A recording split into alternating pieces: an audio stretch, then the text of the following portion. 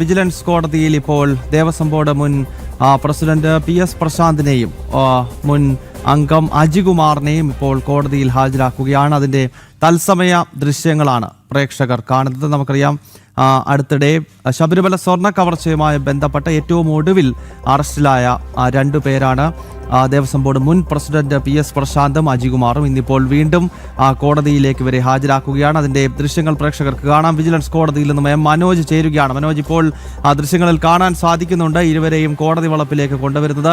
എപ്പോഴാണ് കോടതി നടപടികൾ തുടങ്ങുന്നത്? ഇന്ന് എന്തൊക്കെ വിഷയങ്ങളാകും കോടതിക്ക് മുന്നിലേക്ക് എത്തുക മനോജ്?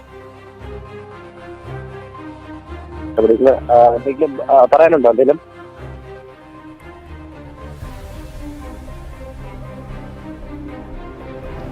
എന്തെങ്കിലും പറയാനുണ്ടോ? ഒന്നുമില്ല.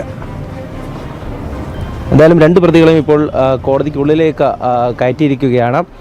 ഈ PS പ്രശാന്ത്, അതോടൊപ്പം തന്നെ അജികുമാർ.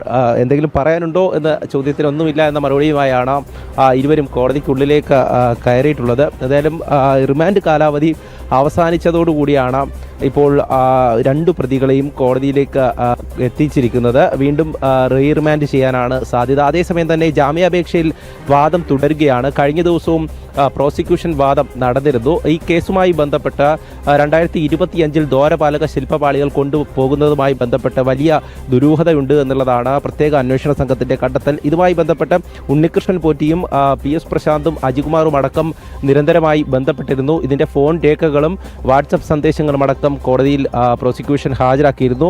പ്രതികൾക്കെതിരെ ശക്തമായ തെളിവുകളുണ്ടെന്നാണ് പ്രോസിക്യൂഷൻ വാദം. കാരണം ഈ സ്വർണം പൂശുവാനായി ചെന്നൈ സ്മാർട്ട് ക്രിയേഷൻസ് കമ്പനിയിലേക്ക് ദ്വാരപാലക ശില്പപാളികൾ കൊണ്ടുപോകുന്ന അനുമതിക്കായി ഇവർ ഫോണിലൂടെ സംസാരിച്ചിരുന്നു. അതോടൊപ്പം തന്നെ മറ്റൊരാളുടെ മെയിൽ ID-യിൽ നിന്നും ഉണ്ണികൃഷ്ണൻ പോറ്റി അനുമതിക്ക് വേണ്ടി അപേക്ഷ നൽകുന്നു. ബോർഡ് യോഗം ചേരുന്നതിന് മുമ്പായി ഫോണിലൂടെ ഇവരുമായി ബന്ധപ്പെട്ടിരുന്നു. അതിനുശേഷം ഉണ്ണികൃഷ്ണൻ പോറ്റിയും അജികുമാറും തമ്മിൽ നേരിട്ട് ബന്ധമുള്ളതായും പ്രോസിക്യൂഷൻ കോടതിയിൽ വാദിച്ചു. കാരണം ഉണ്ണികൃഷ്ണൻ പോറ്റിയുടെ ശുപാർശയിൽ അജികുമാർ രണ്ടുപേർക്ക് വീട് വെച്ച് നൽകിയതായും ഈ രണ്ട് വീടുകളുടെ താക്കോൽദാന ചടങ്ങിലടക്കം പങ്കെടുത്തതായും തെളിവുകളുണ്ട്.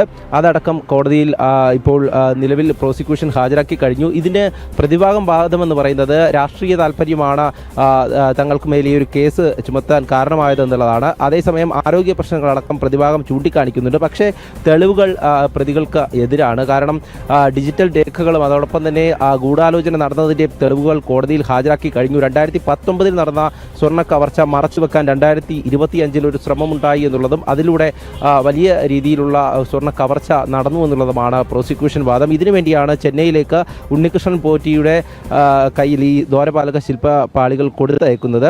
ഉണ്ണികൃഷ്ണൻ പോറ്റി കൃത്യമായിട്ടുള്ള ഇടപെടൽ ഈ പ്രതികളുമായി നടത്തിയിട്ടുണ്ട് എന്നുള്ളതാണ് കണ്ടെത്തൽ.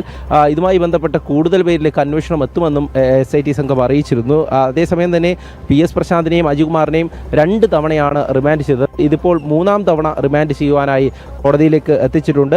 ഇവർ നൽകിയ ജാമ്യാപേക്ഷയിൽ വാദം 2 ദിവസമായി തുടരുകയാണ്. ഇനിയും വാദമുണ്ടാകും. കാരണം ഇനി പ്രതിഭാഗത്തിന്റെ വാദമാണ്. പ്രോസിക്യൂഷൻ വ്യക്തമാണ്. PS പ്രശാന്തിനെയും അജികുമാറിനെയും കോടതിയിൽ എത്തിച്ചിരിക്കുകയാണ്. എന്തെങ്കിലും പറയാനുണ്ടോ എന്ന ജനം TVയുടെ ചോദ്യത്തിന് ഇല്ല എന്ന മറുപടി മാത്രമാണ് രണ്ടു പേർക്കും പറയാൻ ഉണ്ടായിരുന്നത്. മനോജാണ് വിശദാംശങ്ങൾ നൽകിയത്.